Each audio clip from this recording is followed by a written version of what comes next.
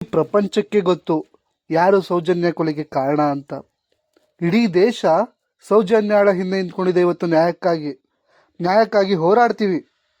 ಅದು ಯಾವನೇ ಆಗಿರಲಿ ಅವನ್ನ ಗಲ್ಲಿಗೆ ಏರಿಸೋವರೆಗೂ ನಮ್ಮ ಈ ಹೋರಾಟ ನಿಲ್ಲೋದಿಲ್ಲ.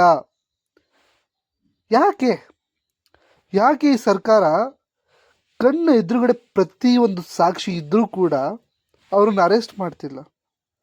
ಈ ಪೊಲೀಸ್ ಅವ್ರು ಏನು ಮಾಡ್ತಾ ಇದ್ದಾರೆ? ಸರ್ಕಾರ ಪೊಲೀಸ್ ಇಬ್ಬರು ಸೇರಿ ಒಟ್ಟಿಗೆ ಹಣ ಲಂಚ ತಿಂದ್ರ ಅವರಿಂದ? ಅಥವಾ ನಿಮಗೆ ಧೈರ್ಯ ಸಾಲ್ತಿಲ್ವಾ? ಅದು ಹಾಳಾಗೋಗ್ಲಿ. ನಮ್ಮ ಮಾಧ್ಯಮ ಮಿತ್ರರು ಏನು ಮಾಡ್ತಾ ಇದ್ದಾರೆ? ಯಾಕೆ ಮಾಧ್ಯಮದವ್ರಿಗೆ ಸೋಷಿಯಲ್ ಮೀಡಿಯಾ ಇನ್ಫ್ಲೂಯೆನ್ಸರ್ಸ್ಗಿರೋ ಅಷ್ಟು ಧೈರ್ಯನೂ ಇಲ್ಲದೆ ಆಗೋಯ್ತಾ? ಬೇರೆ ಯಾವ್ಯಾವ ವಿಷಯಗಳಿಗೆ 1000 ಬಾರಿ ಧ್ವನಿ ಎತ್ತಕ್ಕಂತಹ ಈ ಮಾಧ್ಯಮದವರು ಈ ಸೌಜನ್ಯ ಕೇಸಲ್ಲಿ ಯಾಕೆ ಯಾರು ಕೂಡ ಮಾತಾಡ್ತಾ ಇಲ್ಲ? ಧ್ವನಿ ಬರ್ತಾ ಇಲ್ಲ ಯಾರ್ದು?